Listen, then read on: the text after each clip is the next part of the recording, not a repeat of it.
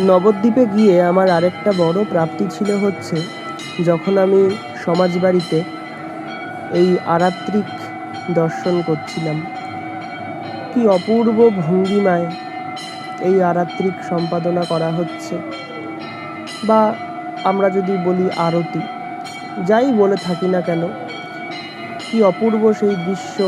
কত পর্যটক, কত ভক্ত তারা দেখছেন এই আরতি। আমিও তাদের মতোই একজন, আমিও দেখছি, দেখে নিজেকে ধন্য করছি এই আরাত্রিক বা এই আরতি। আসলে এই শব্দবন্ধগুলোর মধ্যে অনেক রকম সূক্ষ্ম সূক্ষ্ম মানে, অনেক ভাব লুকিয়ে থাকে। তার সবটা হয়তো আমরা বুঝতে পারি না, বিভিন্ন শব্দকে গুলিয়ে ফেলি। তারপরেও শুধু যদি বলি ভগবানের আরতি, এটুকু বলেই যেন শান্তি। সেই শান্তি আমরা সবাই যাতে আস্বাদন করতে পারি, এটাই কামনা।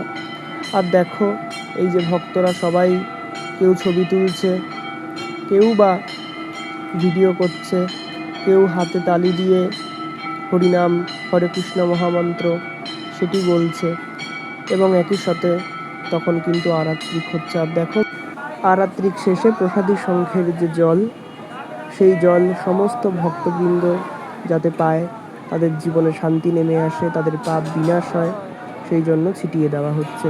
সকলে খুব ভালো থেকো।